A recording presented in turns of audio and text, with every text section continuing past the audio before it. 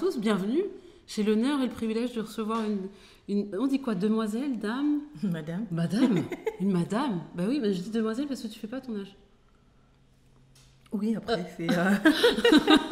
Non mais c'est vrai, Ouais, tu fais pas du tout ton âge. Non, mais c'est un plaisir vraiment de la recevoir aujourd'hui parce que je suis ce que tu fais. Ça fait 1 an en fait, j'ai découvert par hasard, ou je crois que non, c'est quelqu'un qui m'a dit, mais tu connais pas cette fille? Et j'ai dit non, et j'ai commencé à suivre. Et en fait, je me suis sentie très très proche de toi parce que t'es quarantenaire, moi aussi, t'as des enfants, moi aussi, et après toute la philosophie de vie que tu as en fait m'inspire beaucoup. merci beaucoup. Ouais.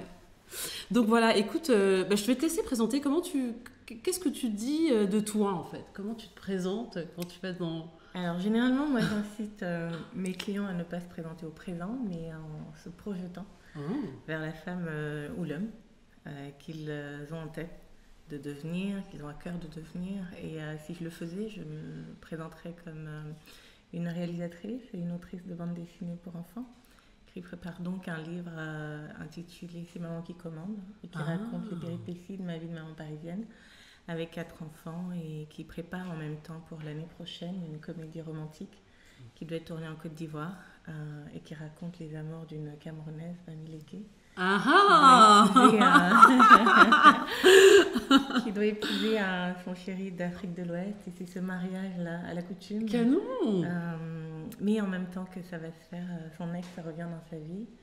Évidemment, c'est toujours ce texte si beau, si sexy, qui se bénéficie avec le temps, et pour lequel on s'est toujours demandé pourquoi l'histoire s'est mal terminée. Et la question que pose la comédie romantique, c'est pour chacune de nous, si notre ex revenait aujourd'hui, surtout si chérie nous embête un peu, est-ce qu'on va chanceler ou pas?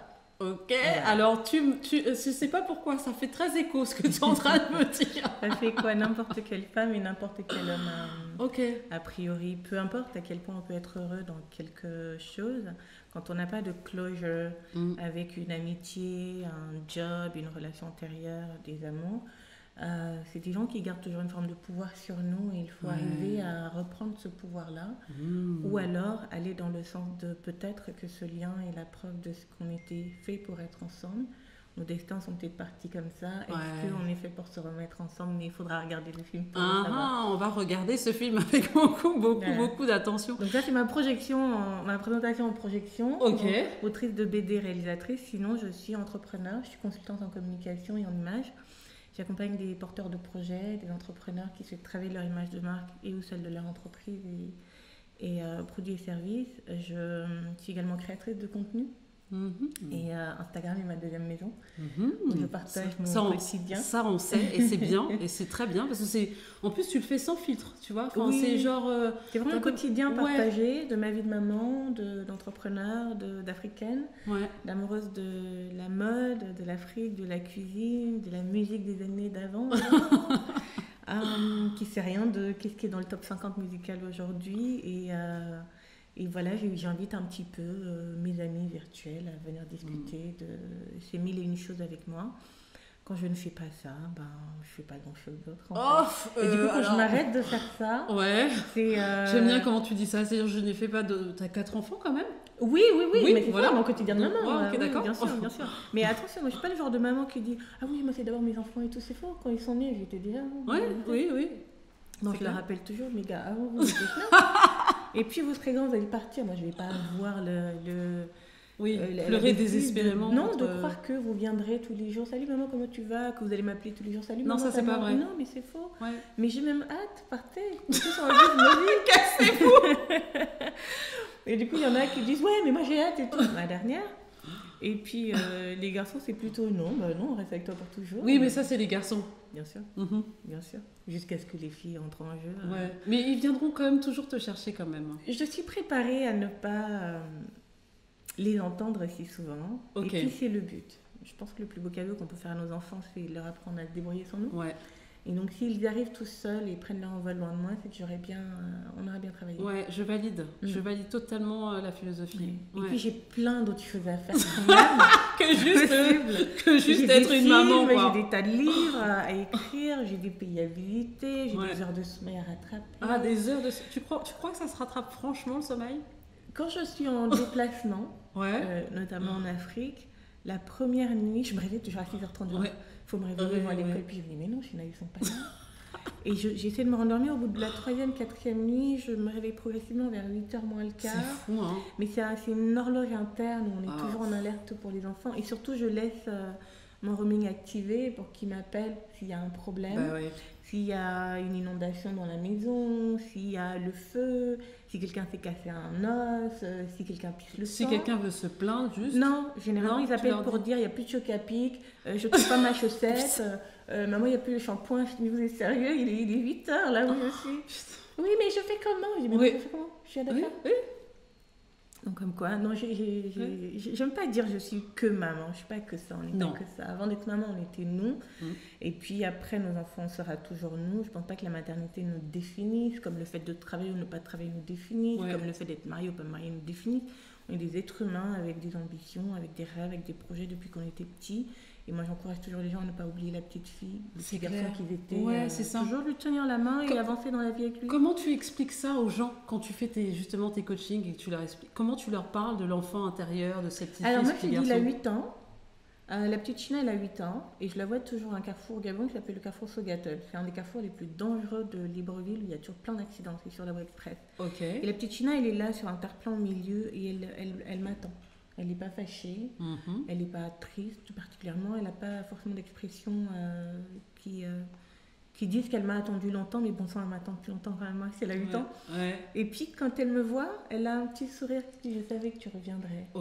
Et là, on n'a même pas besoin de s'expliquer parce qu'elle sait, je sais à quel point je l'aime, et voilà, je l'ai oublié, mais bon, je n'ai pas vraiment oublié. Puis je lui tiens la main et depuis j'avance avec elle, et quoi que je fasse, elle est toujours là. Et c'est photo de moi à 8 ans, je l'ai chez moi, je la montre souvent à mes enfants, en disant, et puis ils sont surpris, ah, tu étais petite, je dis, mais petite par rapport à quoi? Maman, oui, j'étais petite fille aussi comme vous. Ah oui, parce qu'ils n'ont pas, ils ont pas l'historique, ils te non, voient juste en maman, adulte, en juste fait. Maman, quoi. Oui, voilà. Maman est née maman, les poissons sont pas nés dans l'océan, il y a plein de choses, mon fils me dit des trucs du genre, parce qu'il a des réflexions, je me dis, ah, mon Dieu, tu as du temps, hein. Oui, maman, si on fait un trou dans la terre et tout, est-ce que ça peut faire un toboggan en direct dans l'espace? Non, ça marche pas comme ça. On va tomber dans la lave. Mais ça, il faut laisser l'imagination fonctionner, tu vois. Je laisse son imagination faire son travail. Et il est toujours en train d'essayer d'inventer un truc auquel personne n'a pensé. Et on a son cahier d'invention comme ça. Quand je les lis, je me dis, voilà, l'enfant là. C'est trop bien.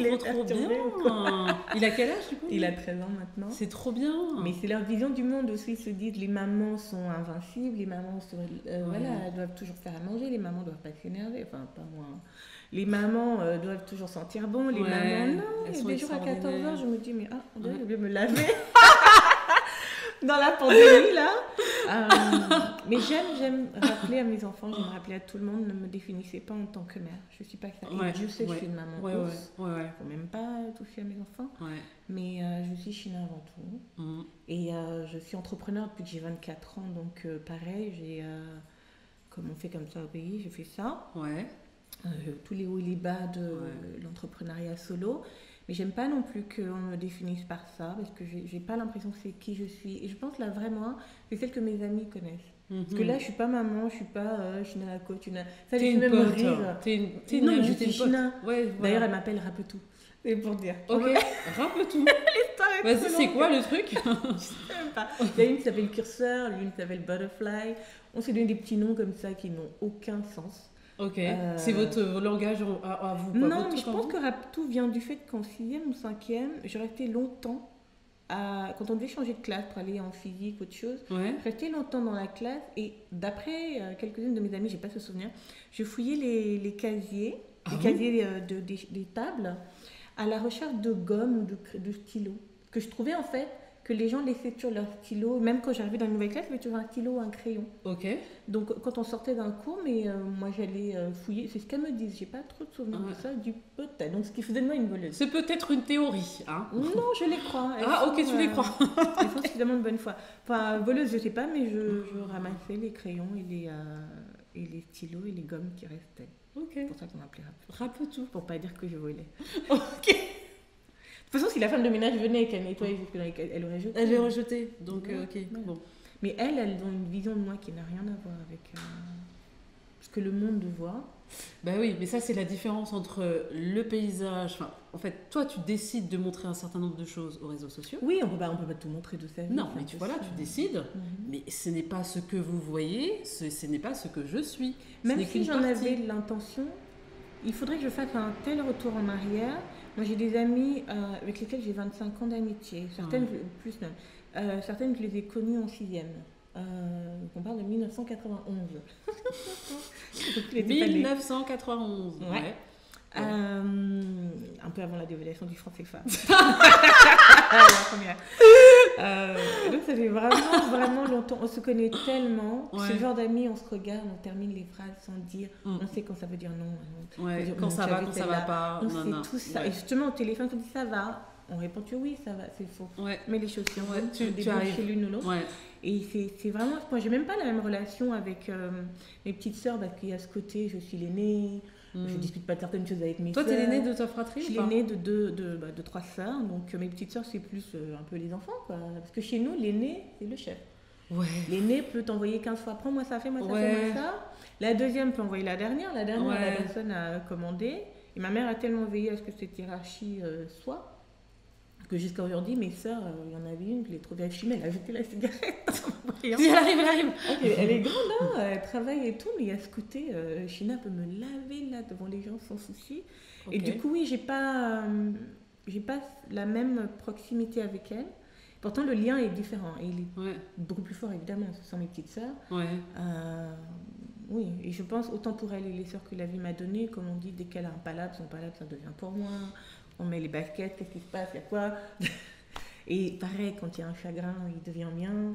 Et c'est toutes ces longues années de vie et d'expérience qu'elles vont partager avec moi qui font qu'elles me connaissent beaucoup mieux que ce que, la création de contenu ne permettra jamais de montrer.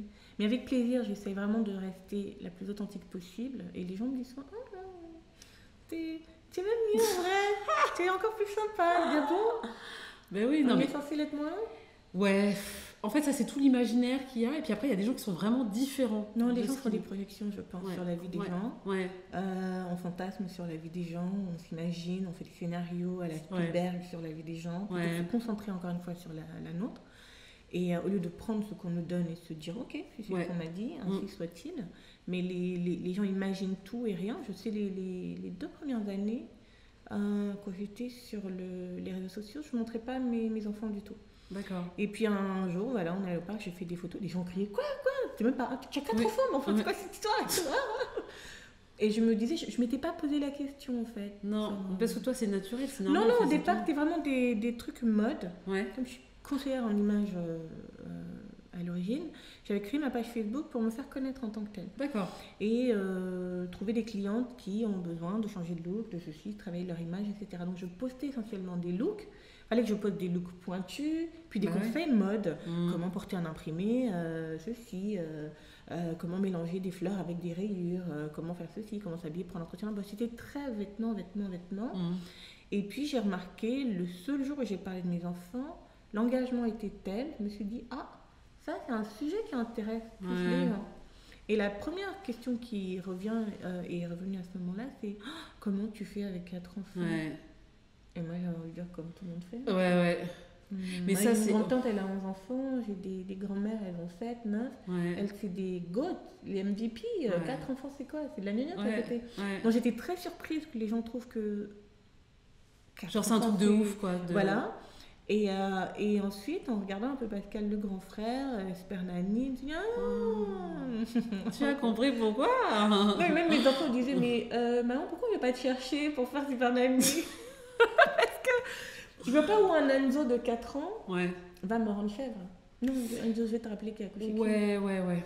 Je disais mon neveu. Mais tu penses que c'est quoi principalement, justement? Non, c'est la culture de l'enfant roi. Ok. Bah oui, l'enfant est roi, on ne peut rien lui dire, faut pas le chagriner, faut pas. D'où je viens, l'enfant c'est le boy de ses parents. De me dire, attends, ça va, ma soeur, parfait. Oui. Si tu as dit quoi? Non, rien. D'accord. Mais c'est une telle hiérarchisation des rôles, et c'est ce que je disais, mes petites sœurs, elles peuvent même pas dire oui, mais tu as dit quoi? Ma mère est même qui va se... Tu as dit quoi ta grande soeur? Tu as dit... Pire alors à ma mère. On pouvait pas... C'est juste une hiérarchie qu'on respecte. Ça veut pas dire qu'on n'a pas le droit de dire des choses, mais il y a des moments... Et pareil, hein, ça vaut pour moi, devant mes oncles. Ah oui, en train de bouillonner à l'intérieur. Non, mais je ne peux t'assois, rien. tu Et c'est ma grand-mère, mes grands-tantes qui vont m'appuyer le pied. Genre, on va parler après, tu vas nous dire. Après, comment elles vont aller travailler leur mari au corps, mais la petite fille ne lève pas la voix devant ses grands-parents. Alors moi, j'arrivais toute, je reviens des États-Unis, c'est inadmissible. Puis mon corps, liberté d'expression, il n'y a pas ça ici. Si tu es né dans une famille où il y a ces règles, c'est pas toi qui les change. Et avec le temps, en fait, je me suis rendu compte, ça nous apprend aussi l'intelligence émotionnelle, qui est nécessaire à bien des moments dans notre vie. On peut se retrouver dans un tribunal, dans, je sais pas moi, des procédures de garde d'enfants, de divorce, ou au commissariat, où voilà, on vous a fait qu'on appelle ça, un contrôle impromptu ou faciès, etc. Mais savoir garder en fait son contrôle, c'est quelque chose finalement que cette éducation très stricte, pas stricte, très hiérarchisée, moi m'a appris. D'accord. Pour que je perde mon contrôle, je perde mes nerfs devant les gens. Faut mourir, naître, remourir, revenir. Des fois, les gens me disent dans les commentaires, mais comment tu fais pour rester calme? Il va faire quoi? Je vais pas donner à quelqu'un le pouvoir d'appuyer sur un bouton. Et d'éclairer et tes émotions, c'est trop important. Beaucoup trop, et ça génère du stress intérieur, des toxines, des choses comme ça. Non, et encore une fois, c'est donner le pouvoir à quelqu'un. Et je ne veux pas donner à quelqu'un le pouvoir de se dire, si je dis ça, je fais ça. China va sortir de ses gants, pleurer, s'arracher les cheveux. Non, on va se regarder. Longtemps. Et les enfants, pareil. Que non. Si c'est maman qui est née avant. Ça, c'est venu avec le temps. Est-ce que tu penses que ça, c'est quelque chose dont tu parles? Oui. Comme tu disais, quand c'est... j'étais plus jeune, dans la vingtaine, j'étais on fire. Pour tout, j'étais révolutionnaire, nique le système. Fallait que j'aille combattre tout. Che Guevara, c'était mon héros. Je trouvais qu'Omar Bongo, c'est un tyran. Bon, je le pense toujours. Son fils également, au passage, dédicace à eux. Mais tous les problèmes du monde, c'était pour moi. Je me souviens, quand j'étais plus petite, je voulais être médecin sans frontières parce que... il y avait la guerre en Somalie et je voyais tous ces enfants faméliques qui, je trouvais, me ressemblaient, à peu près la même carnation. Et ça a cliqué comme ça. Je dis non, je dois aller tous les sauver, mes cousins et tout ça. C'est fou. Je voulais juste sauver le monde. Et puis l'adolescence arrive, les garçons ils ont dit bon, ça va. On va attendre un peu. On va attendre un petit peu. Hip-hop et R&B, là, on va d'abord aller là-bas, ensuite on verra. Le monde ne va pas mourir non plus parce que je suis allée danser LL Cool J ou je sais pas, MC Hammer, c'est bon quoi. Et puis ensuite, on a nos propres enfants, donc les priorités. Tu commences à... Alors, est-ce que tu estimes qu'à chaque accouchement, en fait, à chaque fois que tu as donné la vie, est-ce qu'il y a une renaissance de toi-même? Non, une petite mort de moi-même. Mais une mort, puis une renaissance de toi-même. Parce qu'on dit on donne la vie, mais est-ce que tu ne te donnes pas la vie à toi-même aussi, par l'accouchement, mais aussi à différents moments finalement? J'ai jamais vu les choses comme ça. Quand j'ai eu mes 2 aînés, ma mère était vivante. Et littéralement, c'était pas mes enfants, c'était ceux de ma mère. Ok. Ma mère n'a pas eu de garçons, elle a eu 3 filles, donc moi j'ai des garçons. Ouh là là, c'est littéral, donne-moi. Et aujourd'hui, j'ai la même attitude vis-à-vis de ma petite sœur qui vit à Londres, qui vient d'avoir un bébé. Je lui dis tout le temps, donne-moi l'enfant. Mais viens me donner l'enfant. Et à l'époque, ma mère faisait ça, je trouvais ça normal. Parce que oui, j'avais la vingtaine, j'étais à fond dans ma carrière, je partais à 8-9 heures, je revenais à 22 heures. Ma mère s'occupait du bain, l'école, le repas, le tout. Et puis, à 25 ans, donc quand j'avais 25 ans, ma mère a décédé. Dans un AVC, comme ça, du jour au lendemain, sans prévenir. Et c'est là, en fait, que je suis devenue maman. Je dis, oups, comment on fait? Et j'avais toujours le réflexe d'appeler ma maman. Tu peux aller... Ah ouais. Parce que franchement, j'avais eu des enfants, mais c'était toujours la récréation. Parce que ma mère, comme nous, quand on accouche en Afrique, il y a la cour, il y a tout le monde qui est là, les sœurs, la ménagère. L'enfant ne traîne pas, il y a toujours quelqu'un. Et c'est là que j'ai dû devenir maman, et c'était pas très agréable, parce que il m'empêchait de tourner en rond, quoi. C'est-à-dire de bosser, j'étais à fond dans ma carrière. Mais donc il fallait que je jongle comme ça, et puis là, ils ont quoi? Ils ont 8 et 4 ans, c'est vraiment l'âge où les petits garçons, c'est des piles électriques. Et j'ai choisi du coup, qu'avec ma mère, j'étais la maman cool, comme le parent qui vient jouer, coucou, ça va, les chocolats et tout. Mais là, c'est maintenant full time. Et j'ai compris, il va falloir que, parce que c'est vraiment des petits garçons très énergiques, il va falloir que je leur rappelle que moi, je ne suis pas maman. Maman, vous permettez tout. Enfin, si, je suis maman. Mais je ne suis pas maman pour vous. Oui, voilà. Qu'ils appelaient maman, au passage. D'accord. Ils appelaient mes soeurs maman aussi. Tout le monde est maman. Ben oui, moi ça me choque pas ça. Je trouve ça cool. Je trouve ça très bien. Mais je voulais dire, je suis pas maman comme maman qui va vous lire l'histoire 18 fois. Je lis une fois, bisous, brosse les dents, au lit. Ouais, tu cries, non. Tu retournes dans la chambre, je ferme la porte. C'est tout.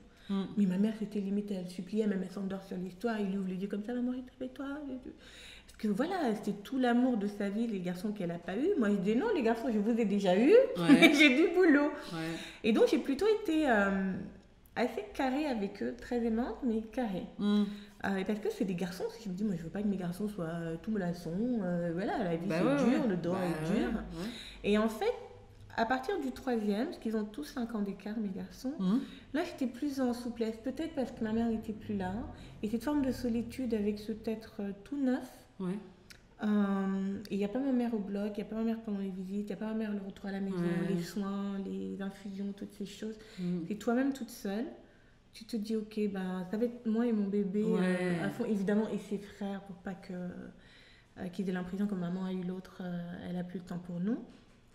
Et pour vraiment toujours m'assurer d'avoir mes enfants tout le temps avec moi maintenant, j'ai créé un espace dans mes bureaux pour eux. J'ai mis un berceau dans mon bureau pour mon fils. Donc il y a eu un changement quand même à ce moment-là. Là, c'était maintenant ma vie, ma carrière devait, comme une pâte à modeler, prendre la forme autour de ma vie de famille. Super. Et de ce qui étaient mes priorités, mes garçons.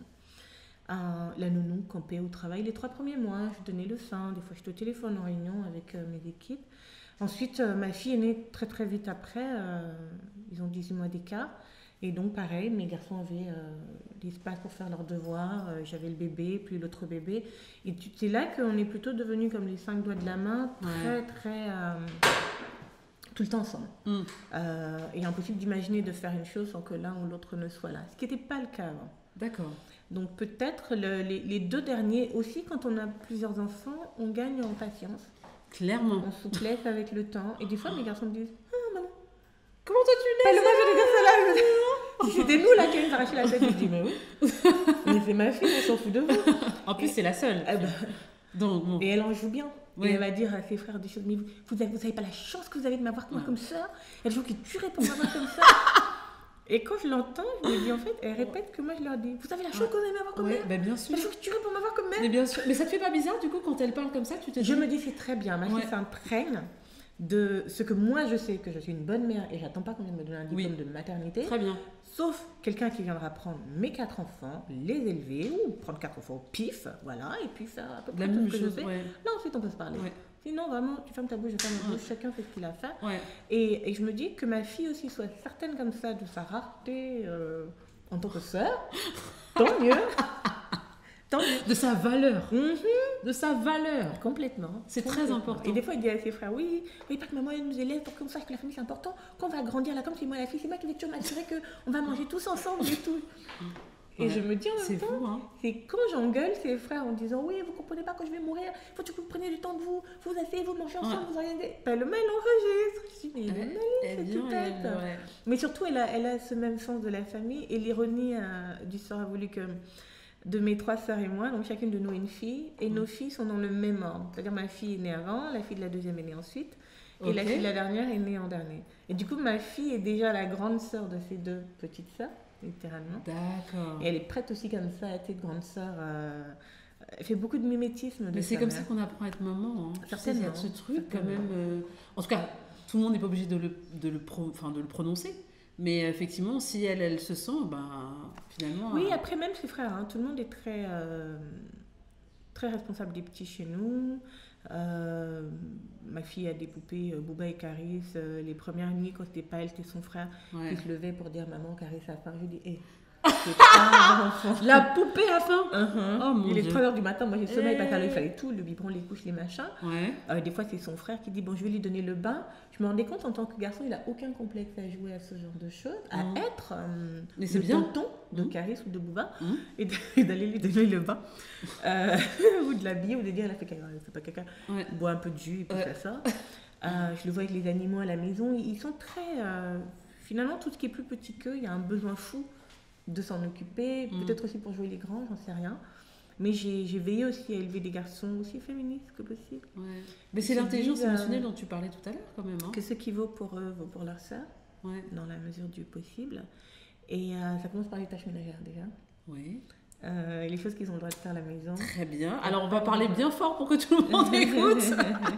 Et en vérité, Paloma ne fait rien dans la maison. Ce sont ses frères qui font tout. C'est vrai? Ouais. Le dernier est très ménage. Le deuxième est très cuisine. L'aîné s'occupe de la vaisselle tous les soirs, la poubelle. Puis le m'a dit qu'on va lui dire « Oh, j'ai mal au dos. Oh là là, j'ai mal au pied. » Viens couper les tomates. « Oh non, je vois plus bien. Mes yeux ne fonctionnent plus. » Je dis « Non, ça c'est pour l'oignon. » Oui. Quand c'est des gâteaux, oui, là, elle est chaude. Mais ma fille est vraiment... Après, j'ai laissé faire. Puis je me dis « Wallah, elle va avoir 18-20 ans. Elle ne peut pas faire cuire le riz. » Non, il faut qu'on s'y mette. Ouais. Et donc là, quand il le fait, ça rouspète. Hein. Oui, mais c'est l'esclavage, mais c'est pas normal. Ma copine, sa mère, elle peut partout. Elle sera bien contente de savoir ça après. Oui, mais je m'en fous vraiment. Quand tu auras besoin de manger. Et maintenant qu'elle a décidé d'aller étudier en Chine avec une copine, je dis voilà, t'imagines, t'as envie de manger. Elle va aller étudier en Chine. Elle va être caissière chez Zara là-bas. Quoi? Mais j'adore les dreams des enfants, je trouve ça canon. Donc j'ai dit, mais si elle adore les feux de manioc. Ok. Et si tu veux manger les feuilles de manioc de maman n'est pas là, tu vas devoir les faire. Ouais, mais tu peux m'écrire ça. Oui, ou tu peux me faire un zoom ou par vidéo. Tu peux commencer à faire dès maintenant. Donc elle fait évidemment énervée, mais je me rends compte avec les années. Mais ça reste. Et j'ai réalisé, moi, si je cuisinais pas du vivant de ma mère, et c'est après, un jour, j'avais une folle envie de poisson salé. Je me dis, comment on fait le poisson salé, maman? Et j'ai dû aller voir les tantes de ma mère, des notes en main. J'emmène la bouteille de Baileys pour motiver la tata. Elle me dit, mais c'est pas comme ça. Tu viens me chercher à 6h, on va au marché, on fait les courses, on revient. Je fais, tu regardes si tu veux, tu notes, mais tu viens pas prendre le Tupperware tout fait. Parce qu'elles aussi sont de la même école. On apprend soit en regardant, soit en faisant. Même nous, quand nos grand-mères cuisinaient certaines choses, elles ne mettaient pas forcément la main dans la pâte, mais à force de regarder, on mémorise. Bien sûr. Donc oui, chez moi, les garçons égalent un petit peu à la fille, même si... pareil, le droit d'aînesse s'applique toujours. Si je laisse ma fille un peu s'exprimer, il y a un moment aussi, c'est ton enfant. Elle va dire, oui, mais respecte mes parents, celle-là, machin.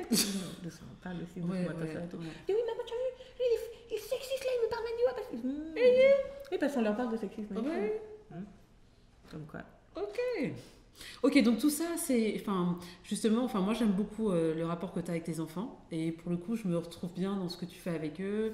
Le fait d'être et en même temps dans une équité et en même temps dans la transmission. J'ai l'impression que tu transmets en fait. Tu te poses pas la question de te dire, bon, on va attendre, quand j'aurai 70 ans, peut-être je vais commencer à... J'ai l'impression que, dis-moi si je me trompe, si demain il t'arrive un truc, t'es plus là. Le jour où tu n'es plus là, tu auras transmis tout ce que tu avais transmis à l'instant T. Ça. Je vis avec un sentiment d'urgence, avec l'idée que demain n'est pas acquis. Ma mère avait 44 ans. Quand elle est partie à l'église, elle louait le Seigneur. Elle a fait un AVC. Les gens ont cru que c'était l'Esprit Saint. Elle est morte là devant des imbéciles qui n'ont pas compris qu'il fallait appeler les secours. Donc, et n'importe quoi peut arriver. Comme on dit, on peut traverser la route, ma mère est en pleine santé et... Tout peut arriver et je n'ai pas la prétention de croire que je vais mourir vieille et quand bien même ce qu'on peut apprendre aujourd'hui, pourquoi le remettre à demain. Les gens ne vivent tellement pas avec ce sentiment d'urgence, surtout quand la mort ne les a pas frappés. Moi, je viens d'une famille, comme je disais, je suis l'aînée de 3 filles. Ma mère est l'aînée de 5 enfants. Entre l'année où je suis rentrée de mes études, qui est celle où elle est décédée, et les 4 années avant, chacun de ses frères et sœurs est décédé. C'est-à-dire chaque année, ma grand-mère enterrait un enfant. Et quand je suis rentrée, ma mère décédait l'aîné. Et ça avait littéralement achevé ma grand-mère. Je n'imagine pas enterrer le fruit de ses entrailles année après année. Surtout pour quelqu'un qui était veuve depuis 40 ans. Donc, et quand j'entends les gens à chaque fois, on dit oui, votre modèle, c'est que Michelle Obama, Oprah. Je regarde, je dis, c'est ma grand-mère. C'est ma mamie. Pourquoi vous allez chercher loin? Non, mais il y a pas qu'Oprah a fait que moi, je vais aller chercher ma grand-mère. C'est une femme qui a connu la vie. Et je me rappelle d'un débat que les gens aiment bien causer sur Instagram pour un oui ou un non, qui avait eu lieu parce que, un tollé, on va dire, parce que j'étais allée à Londres quand ma petite sœur a accouché, dans la transmission de chez nous, quand on accouche. Il y a des femmes autour de nous. Elles vont nous faire des massages, s'occuper du bébé. On fait rien, nous. Voilà. Et je suis allée à Londres. Et plein de gens me disent, oh, ta soeur a de la chance. Je dis, elle n'a pas de la chance. C'est normal. Moi, quand j'ai accouché, j'ai toujours eu ça. Je serais vraiment la dernière des connasses pour ne pas prendre l'Eurostar, aller 2 semaines, m'assurer que ma soeur se repose, que les cailloux le sentent. Tu l'accompagnes dans son... Et lui montrer comment on fait avec le bébé. Les massages, les machins. Oh, mais comment on fait les massages? Je dis, vous êtes sérieux? Ok, bon, allons-y. Et puis, à un moment, j'ai couché ma nièce sur le ventre. Et quelqu'un a repris Donc j'ai fait une photo, le bébé qui dort et tout, parce que j'allais aussi pour apprendre à ma soeur comment faire dormir l'enfant quand elle doit dormir, et pas la garder sur le corps tout le temps. Et puis quelqu'un a posté dans ses stories, machin, China, c'est dangereux, quelqu'un qui a une si grande communauté de gens, s'il arrive des problèmes aux enfants des autres, comment elle peut encourager les gens à coucher leurs enfants sur le ventre et tout. J'ai répondu à la personne en disant, à quel moment j'ai dit, couchez vos enfants sur le ventre, ne les couchez pas, vous faites ce que vous voulez. Moi je fais comme on m'a appris. Incroyable. Mes enfants, ils ont toujours couché sur le ventre. Soit disant parce que si on les mettait sur la tête, ils allaient avoir la grosse tête plate. Ouais. Mais c'est vraiment pas la vraie raison. Non, mais c'est chaud. Mais que ça a aidé également à regurgiter ou j'en sais rien. Ouais. Je fais comme on m'a appris. J'ai 4 enfants, qu'un de mes enfants est mort. Ouais. À un moment donné, toi, tu as 2 enfants de 3, 5 ans, j'en sais rien. Tu vas pas venir me donner des leçons de comment coucher un bébé. Ouais.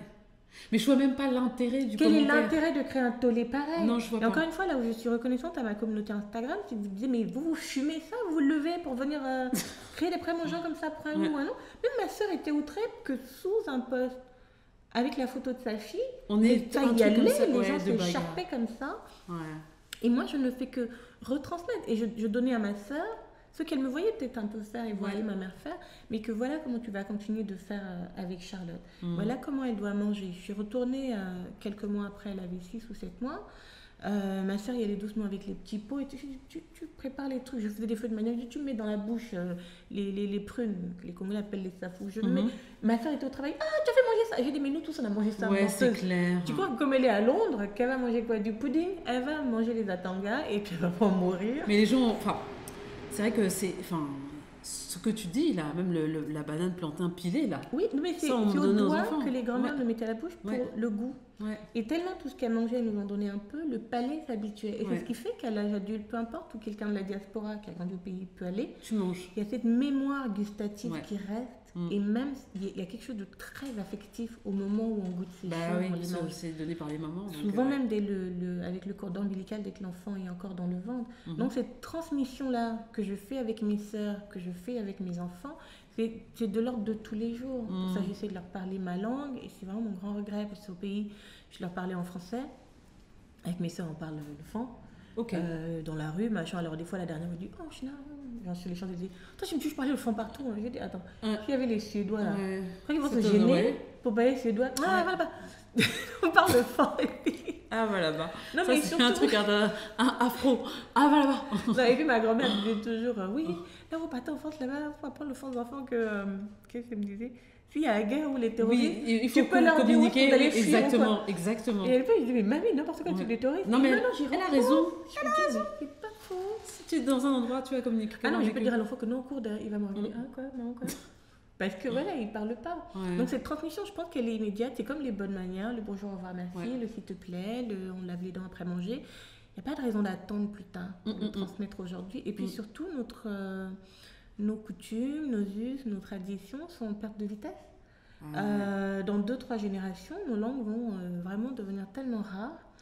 Si on ne continue pas nous-mêmes ce travail-là de finalement retour aux sources, surtout pour nous qui sommes partis loin de la terre-mère, on va avoir des enfants, des générations de personnes très déracinées, comme les Américains, qui ont en horreur quand on leur dit même qu'ils sont africains. Je dis, mais vous croyez là, ça vient d'où? C'est quoi? Il y a un seul endroit sur Terre, il n'y en a pas 70. Si on est de la Caraïbe, vous venez d'où? Mais quelqu'un des Bermudes va dire, moi je suis des Bermudes, mais tu viens d'où d'abord? Tout ce qui est noir là, et là-bas. On vient tous de Noirie, vous aimez pas ça, mais on vient de là-bas. Et il faut le célébrer, il faut le connaître, il faut aller chercher. Et je peux concevoir pour quelqu'un dont les ancêtres ont quitté l'Afrique il y a 400 ans, c'est dur d'avoir un point de départ. Si moi j'avais été américaine, oui, j'aurais fait comme Léopra, un test ADN, essayer de situer d'où je viens, connaître cette culture-là. Moi je suis tellement fière de mon origine gabonaise, Fan et Sandone, mon village, mes aïeuls, toutes les histoires qu'on m'a racontées sur eux. Je ne peux pas rougir en fait de ça. Au contraire, quand j'allais à l'école de mes enfants, à l'école primaire, ils avaient une semaine qu'ils appelaient la semaine des langues.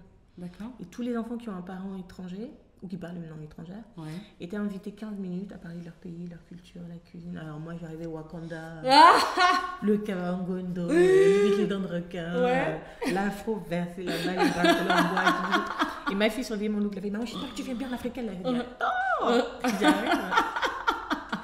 Et j'allais leur apprendre des comptines de chez nous enfants. Et puis quand on faisait les sorties scolaires, j'étais surprise d'entendre les enfants les chanter dans le métro parisien. Je dis voilà, c'est très bien, c'est comme ça que ça doit être. Fête de l'école. Et la semaine des langues se terminait par un repas où tous les parents amènent à manger également. Moi, je faisais les gâteaux, les beignets. Beignet farine ou beignet la banane. Les talés. Nous, on appelle ça gâteau banane au Gabon. Ça énerve les Camerounais qui disent c'est du beignet. Moi, je dis gâteau banane, c'est quoi? Beignet banane, Puis je faisais de la loco sur des petites broches d'apéro. J'avais 4 petites bananes, plantains, frites dessus. Je faisais un riz rouge. Et c'est tout. En 3 minutes, c'est fini. Tout était terminé.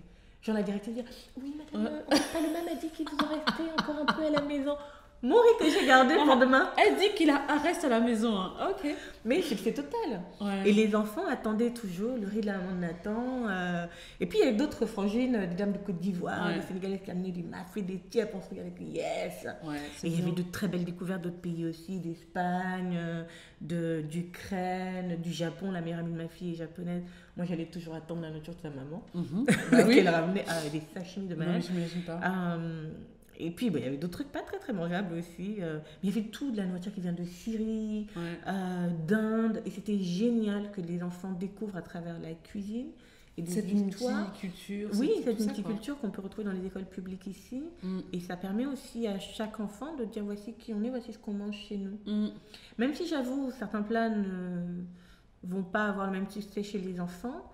Mais, et puis les mamans, voilà, et puis on discutait surtout entre parfois c'était des boissons qu'ils amenaient. Bon, alors le bissap, comment s'appelle l'autre, le gingembre, c'était toujours, moi je ne sais pas les faire, donc les personnes qui savaient les amener. Mais c'était un grand moment où avec juste nos plats, on était très très fiers de qui on est. Et je suis un peu triste que maintenant mes enfants sont au collège, j'ai plus cette semaine des langues là. Mais c'était une jolie occasion et ma fille elle est toujours dans sa plus belle robe en pagne pour lui dire je suis gabonaise.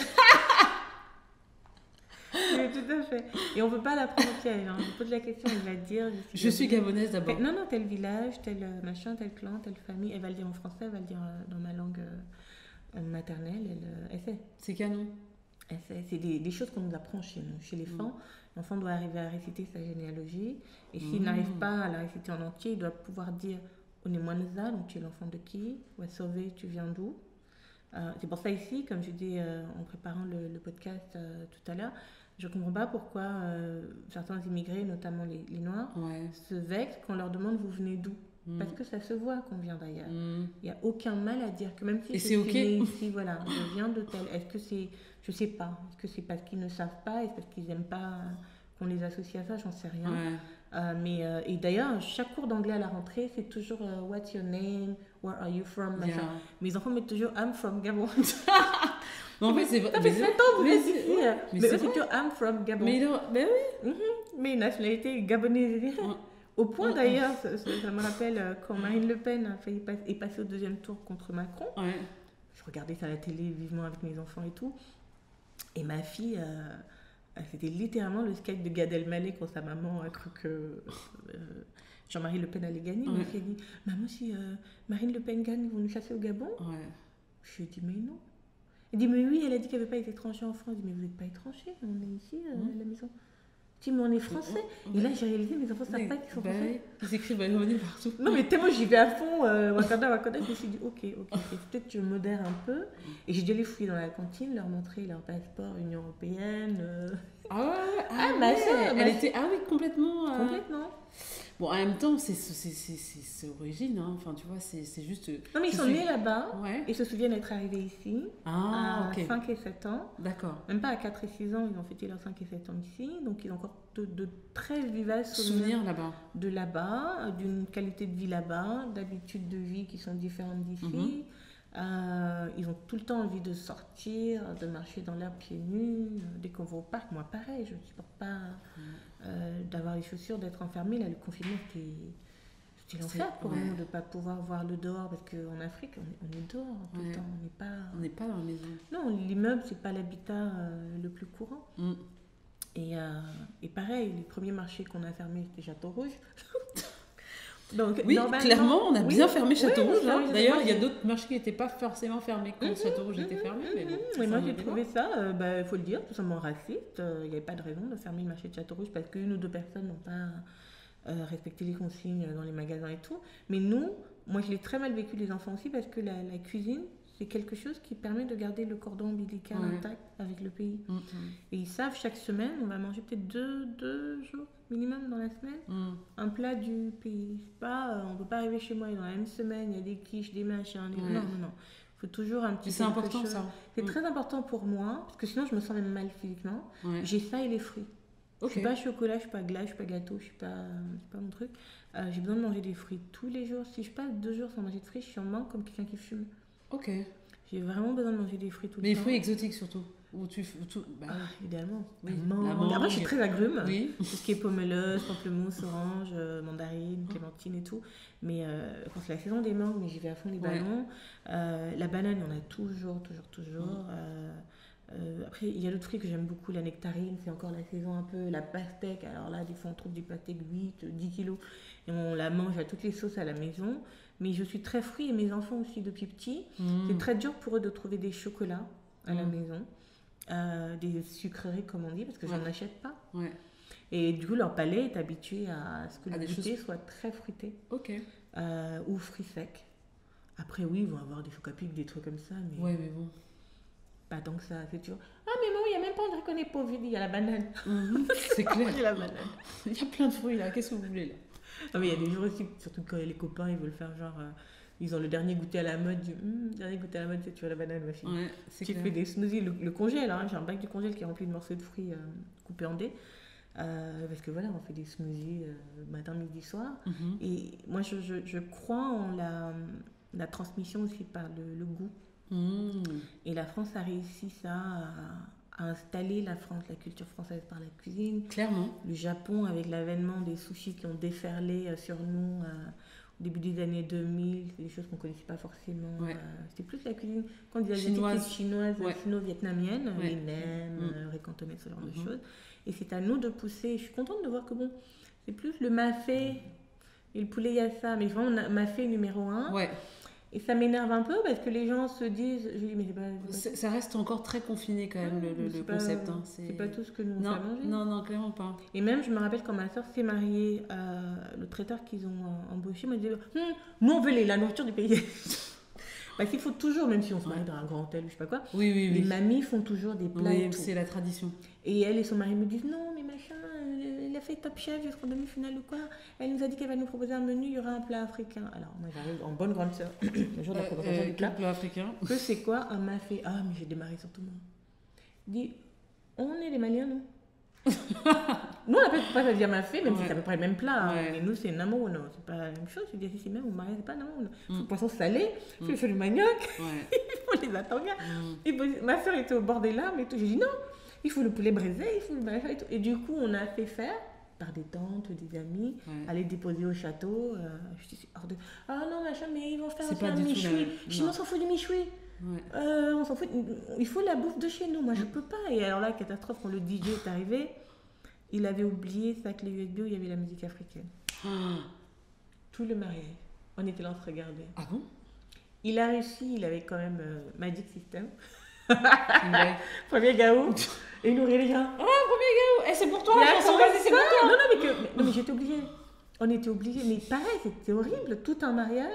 Il n'y a pas les derniers sons du bled, il n'y a pas du makossa, il n'y a pas le jazzé. C'est un mariage mix, c'était quoi? Oui.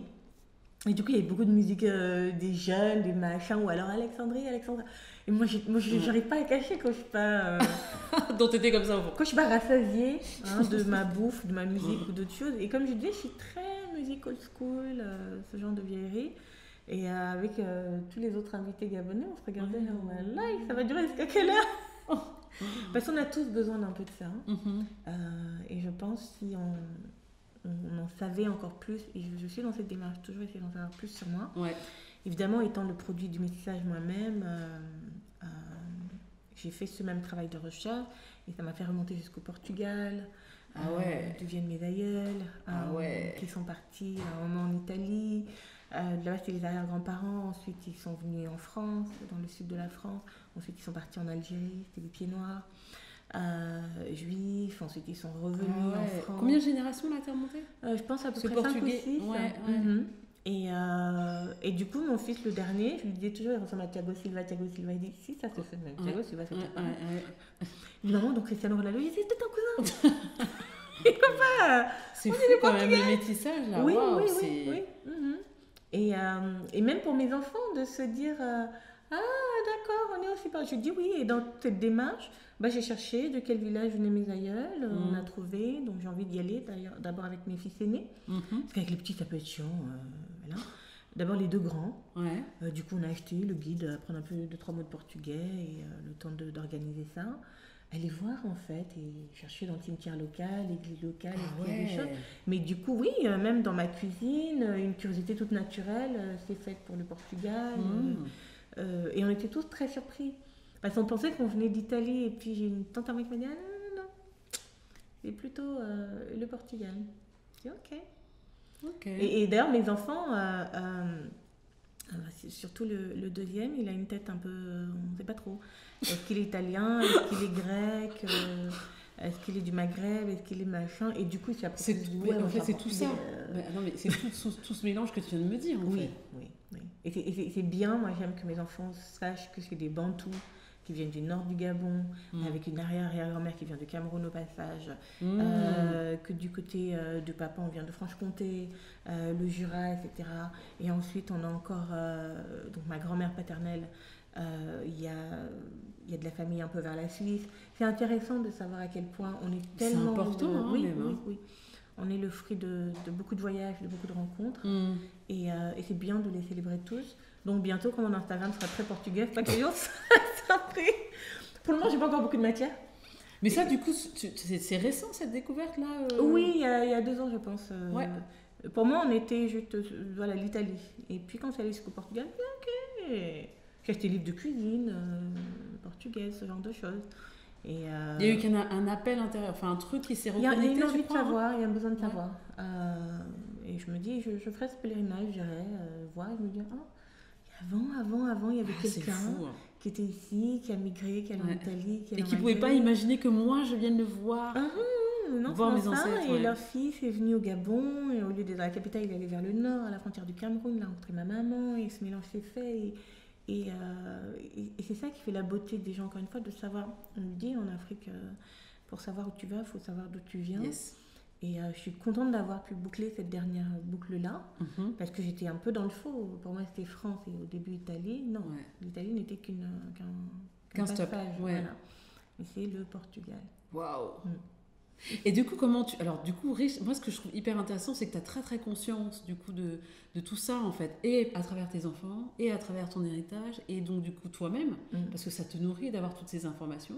Comment tu transmets ça aux personnes qui viennent te voir pour dire, China, écoute, on a telle problématique, que ce soit entrepreneuriat ou par rapport à son image, parce que cette authenticité que tu as, justement, tu arrives facilement à la transmettre, puisque c'est toi, parce que tu allais la chercher. Comment tu invites les gens en les invitant à faire fi du syndrome de l'imposteur, qui nous fait croire qu'on n'est pas à notre place à certains endroits, dans certains environnements, dans certains bureaux, dans certaines entreprises, dans certains pays. Non, moi je dis aux gens, si mes pieds sont quelque part, I belong there, je suis à ma place là et puis c'est tout. Je suis même pas là par hasard. Il y a forcément une raison que peut-être vous ou moi n'avez pas encore compris, mais je suis là pour une raison et ensuite on va figure out plus tard. Et encore une fois, aujourd'hui, le monde nous permet d'être tellement partout à la fois, de voyager, de bouger, de découvrir des choses. Quel que soit l'endroit du monde où j'ai été, j'ai toujours eu l'impression d'être à ma place. Je pense que le plus loin où j'ai été, c'est en Chine.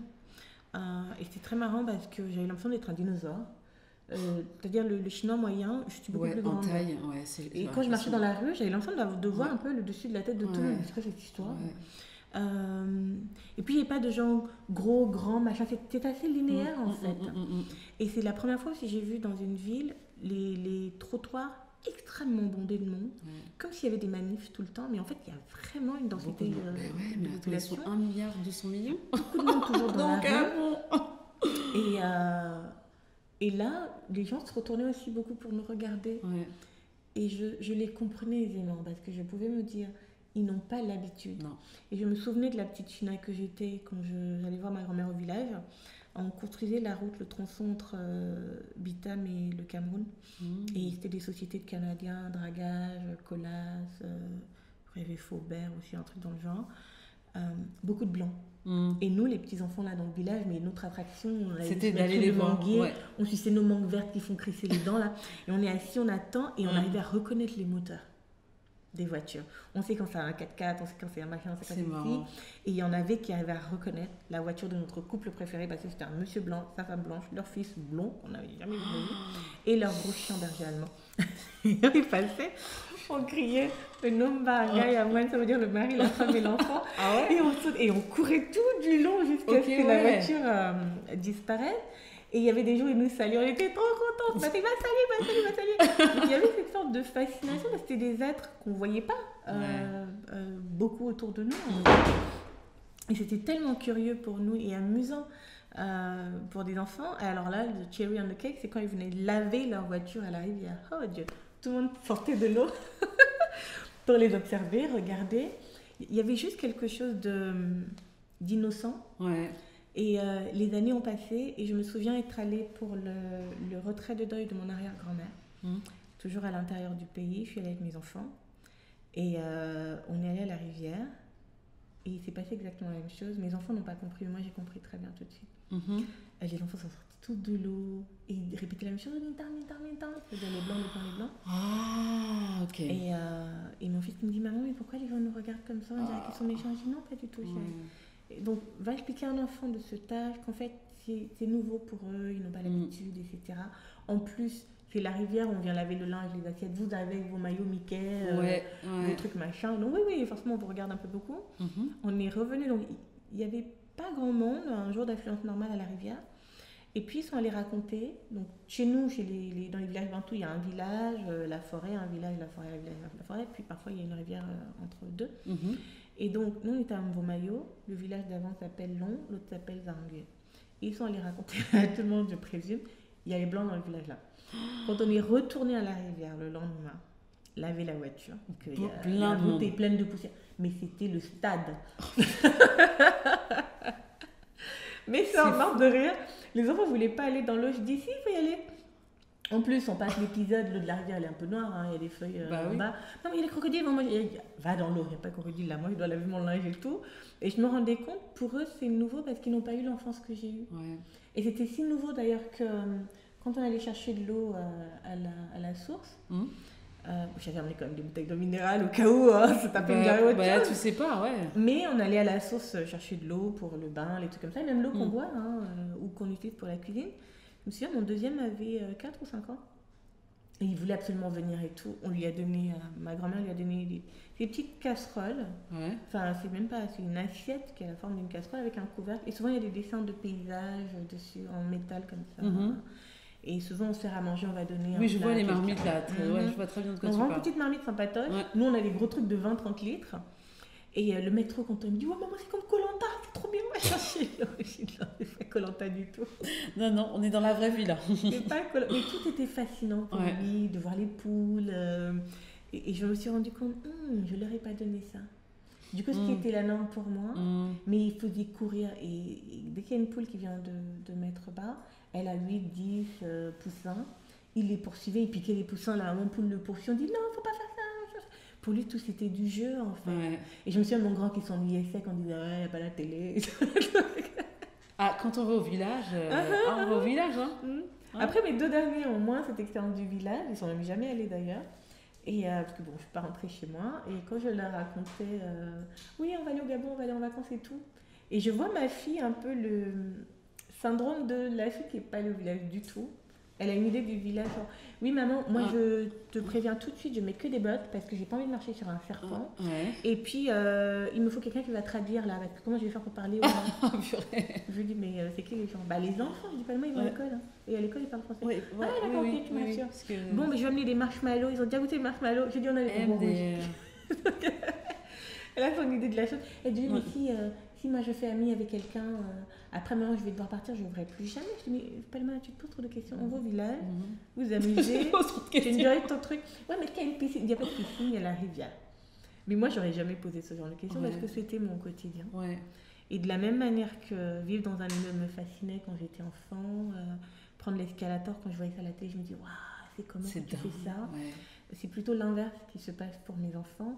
Et quand on en a les moyens, c'est bien d'arriver à mélanger le meilleur des deux mondes pour qu'on ne soit pas... Moi, je suis arrivée en France à 18 ans et je me souviens, mon oncle se moquait de moi, il m'avait amenée sur les Champs-Élysées la première fois.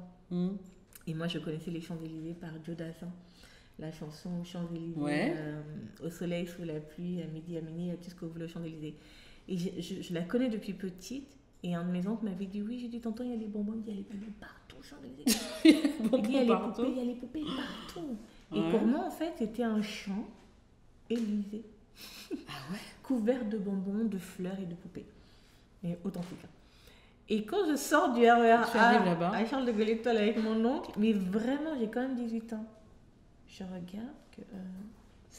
c'est où? Ils ont coupé toutes les fleurs et tout. Mon oncle a éclaté de rire. Et j'étais tellement gaou, il m'a amené au McDo, parce qu'il fallait que je mange McDonald's. Il m'emmène au McDo et la dame me demande ce que je veux. J'ai dit, je veux un hamburger. Elle dit lequel? C'est pour ça qu'il dit ici c'est Big Mac. Oui, parce que au pays c'est juste hamburger. Oui, point. Il n'y a pas 10 000 trucs. Non, il n'y a pas Mac truc, Mac quoi, Mac truc, Mac. Je ne connaissais pas. Les potatoes, tout ça là. Mais quand je vois comment pour mes enfants c'est la norme, je dis, ah bon, votre mère est des gaou, hein. Je ne connaissais pas tout ça. Happy Meal, je n'ai pas connu. Si je mange Happy Meal aujourd'hui, c'est à l'âge adulte pour faire genre. Les carambars, nous c'est les bonbons durs là, machin. Oui, les bonbons alcoolisés là. C'est ce que nous on appelle les bonbons rouges. Ah, ok, d'accord. Et que je trouve à Château Rouge que mes enfants n'aiment pas. Je dis, vous ne connaissez rien. Que chacun son enfance, chacun son petit bonheur, chacun ses références. Mais le meilleur des mondes, moi je suis heureuse d'avoir pu élever mes enfants dans les deux cultures. Si j'avais le choix, je les ramènerais en Afrique. Et tu les ferais venir de temps en temps en Europe pour... Oui, pour les vacances, c'est ce qu'on faisait. C'est ce qu'on faisait parce que je pense après il y a quelque chose qu'on ne peut plus t'enlever. Et il y a un rapport au monde et à l'aînesse et à la transmission et à la culture et à son africanité. Puis à la nature, tu as parlé beaucoup de la nature tout à l'heure. Aux rites, aux croyances qui est différent de si on a vécu ici. Et après qu'on peut transposer, on le transpose. Nous-mêmes on devient... je sais pas, on a des conversations avec les gosses que des grands-parents avaient avec nous. Exactement. Forcé. Des fois même à table, mes pauvres gosses, ils sont dans la généalogie. Je dis, oh, maman, on devait juste manger. J'ai dit, il n'y a pas de juste manger. C'est même au moment où on mange qu'on parle des choses importantes. Oui, donc du coup, il y a quand même une libération de la parole que tu as avec tes enfants, que du coup, tes parents n'avaient pas forcément avec toi. Ah oui.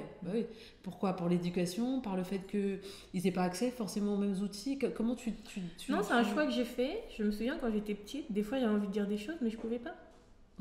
Je crois que le truc le plus insolent que j'ai dû dire un jour, c'était c'est pas juste. Voilà. Faire la macréenne de c'est pas. Ah ouais. Parce que mon oncle avait une femme camerounaise, Tantine Bobine, qui n'envoyait jamais sa fille faire la moindre corvée. Et c'était dur pour nous. Et moi, j'avais des cousines qu'on les appelait, elles faisaient semblant de ne pas entendre. Mais moi, je n'arrivais pas à faire ça. Donc si on m'appelait, par réflexe, je répondais toujours ah. Et donc, sa mère me disait, va me payer le cube magie, va me faire ça, va me faire ça. Attends, à 14h, je suis sur les rotules, j'ai fait 1, 2, 3, 4, 50 trucs. Mes cousines riaient, tu dis, ma boule, il ne faut pas répondre, il ne faut pas machin. Et à un moment, on était en train de parler entre nous. Et je ne sais pas, j'avais un tel ras-le-bol. Et Tantine Bobine qui m'appelle encore, oui. Et alors, elle fait ça bien la caméra. Oh, ma chérie, comment t'étais? Va me prendre le truc, Et j'ai juste dit, Tantine Bobine, c'est pas juste, il n'y a que moi qui fais ça. En plus, tu n'as même pas dit ça en mode violent, c'est juste en mode, c'est pas juste. Mais comment m'a-t-elle? Tu as dit quoi? Ah ouais? Et je me suis dit, mais on va m'envoyer à l'échafaud, c'est terminé, ma vie s'arrête ici, c'est dommage, si jeune et tout. Mes cousines, même elles étaient outrées. Autant des petits chenapans en robe, mais même elles ont trouvé, on ne dit pas, c'est pas juste. Mais elle a été tellement forcée, elle m'a dit, j'attends quand ton oncle arrive, machin. Et mon oncle était plutôt cool, il n'a rien fait. Mais là, je me suis dit, plus jamais, j'ai pris le fond de ma pensée. Mais en même temps, au fond de moi, j'avais envie de dire les choses des fois.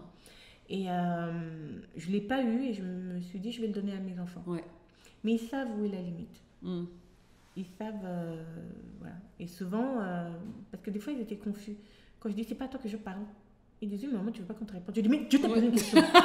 Et donc, ils savent pas à quel moment, en fait, il faut parler. Mais ça, c'est le... Tu vois, c'est pareil, moi, j'ai ça aussi, ces trucs-là avec mes enfants. Des fois, je dis, mais tu as pas dit que... Oui, mais là Et là, tu te dis, bon, alors là, il y a une dissonance cognitive. Comment on fait? Mais bon. Et parce que c'est pas un automatisme chez eux comme chez nous. Ouais. Nous, il y avait des regards qui signifient tu veux mourir aujourd'hui. Tu es sûr que tu veux continuer Et tu évitais ce regard même. Ouais, avant qu'il arrive, parce que quand il arrive, c'est déjà trop chaud. C'est mort. Tu sais mort d'aller rentrer, c'est foutu pour toi. T'es terminé, tu dis voilà, ça va tomber à quel moment. Mais mes enfants savent reconnaître ces choses. Et je le sais parce que à plusieurs reprises, des fois on va aller au parc ou faire les courses. Et puis il y a un enfant qui fait son truc super nanny. Ouais. Et puis sa maman qui genre dépassée et tout machin. Mes enfants me regardent genre que si maman intervient. Là c'était fini. Et j'interviens une fois sur deux. Ouais. J'interviens au lavomatique, j'interviens à la caisse du Intermarché. Mais c'est fou quand même. Hein. J'interviens que ça veut dire comme mademoiselle. Et ta maman vient te dire quoi. Et la gosse qui est un peu genre mais pourquoi la dame elle avait possible putain. Et puis il écoute. Il ou elle écoute. Elle écoute. Et ils ont besoin de ça. Ils en ont besoin. Celle-là c'était le truc le plus qui avait le plus marqué mes enfants parce qu'ils en riaient beaucoup en racontant à leurs frères. Donc il y avait la caissière, je sais que c'est une Ivoirienne, la caissière du Intermarché à côté de chez moi. Moi, visiblement, je viens aussi du bled. La maman, ce qui m'avait fait de la peine, la mère était venue acheter une bouteille d'huile. Elle était juste avant moi. Moi, j'avais mon caddie de la semaine, une maison, plein de gens, donc gros caddie énorme et tout. Ok. Et la dame, elle paye une bouteille d'huile et c'était les trucs genre marque numéro 1. Et je vois, elle est en train de compter les pièces, même pas les pièces de 10 centimes ou 20, les oranges, la cuivrée. La bouteille d'huile faisait même pas 1 euro. J'ai compris évidemment son niveau de détresse matérielle et même comment elle s'excusait auprès de la caissière qui semblait perdre un peu patience, etc. Et j'étais presque gênée avec toutes mes courses d'à côté. J'avais envie de dire, mais laissez, je vais payer ça. Et sa petite fille, je me suis s'appelait Zoé, elle est allée prendre un Kinder Bueno parce que oui, ils mettent tout ça à côté des caisses. Exprès. Et au niveau des enfants, d'ailleurs. Elle pose et sa maman lui dit non, Zoé, je te dis pas de Kinder machin, s'il te plaît, tout. La maman enlève le Kinder. Zoé retourne, elle reprend, elle ramène le Kinder. Sa maman lui redit mollement. Et en fait, je me rends compte, la lèvre de la mère tremble ici en haut.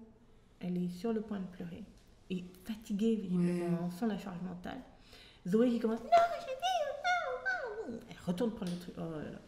J'ai vu mes enfants se regarder que quand maman va arriver là. Ils connaissent, ils se regardent comme ça, elle fait oh là, on a... Sauf que pour aller récupérer les œufs, qu'elle passe derrière moi, elle prend le truc, il faut qu'elle revienne parce que sa mère est juste avant moi à la caisse.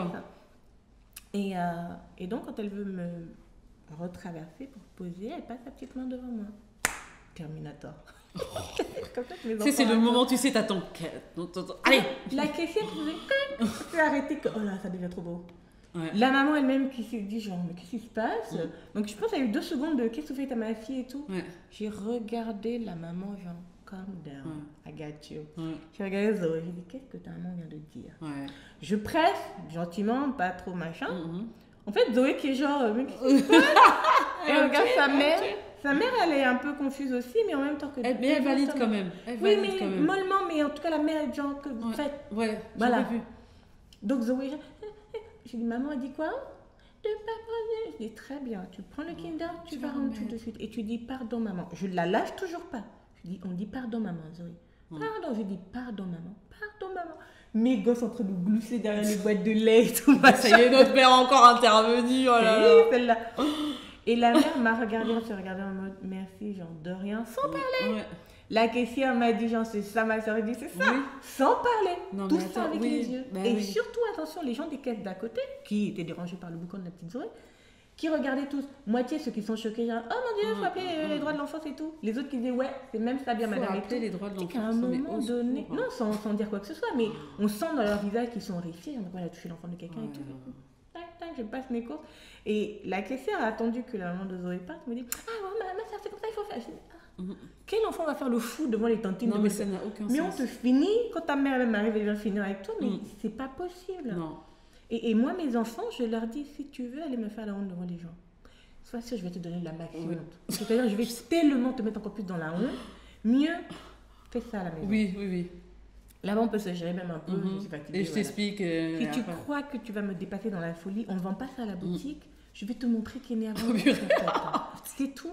Non, mes enfants se disent, surtout quand je vais à l'école ou autre chose, je dis, hey, ma mère, elle peut. Elle peut baiser là. Regarde-toi. Attention. Les gens vont dire, mais c'est pas ta maman qui est sur Instagram là. Ma mère, elle n'est pas prévisible. Elle est comme et elle sur Instagram, ça veut dire quoi? Ça veut pas dire on élève pas ses enfants? Point. Déjà. Attends, non, mais surtout, Ma fille, en plus, elle a des copains, des copines, pardon, qui me suivent sur Insta. Donc, elle dit, oh, la montagne, comment on parle avant de mal. Quand elle vient de l'après-midi, bonjour les filles. Maman, le maman, mais ça reste une maman. Il n'y a pas de... voilà. Des fois, je dis, ta maman sait que tu es là? Oui. Parce qu'il y a 18h. Oui. Donc à 18h, normalement à 18h, on n'est pas dehors. Non, ma maman, il a dit, c'est pas grave, je peux rentrer quand je veux dire. Appelle quand même ta maman. Ah, mais j'ai pas à quel âge? numéro, monsieur. Donc elle a 10 ans. Dis non, on va te raccompagner. Le grand frère va aller avec toi, va t'assurer que non. D'où ma fille va aller dire, ma maman a dit que tu es sûre. C'est pas possible. Ta maman doit savoir où tu es, qu'est-ce que tu fais, l'air de qui tu respires, etc. Et encore une fois, c'est cette manière d'avoir été élevée que je ne peux que transposer. Je n'arrive pas à voir les choses autrement. Même si, avant que les gens pensent que je suis un tyran, et même si mes enfants m'appellent Bachar al-Assad, mes enfants ont beaucoup de liberté. Ils t'appellent sérieusement comme ça? Oui, parce que quand je fais du ménage, tout le monde, vous lavez les murs, vous lavez. Dieu cherche toujours en tout cas laver. Ah, mais tu t'es pas brûlé d'abord, lavez les feuilles là. Vous l'avez nettoyé, vous dormez pas là, regardez la télé, vous pouvez loyer ici. Oh là là. Je dis non, on est en vacances, mais la maison est en vacances. Moi je fais la même chose. Vous crachez votre ménagère? Passez aspirateur, nettoyez. Vous avez mangé, levez-vous, essuyez. Attendez, là je vous ai porté jusqu'à un âge où vous ne pouviez pas faire. Maintenant là vous allez faire. The Voice of CEOs.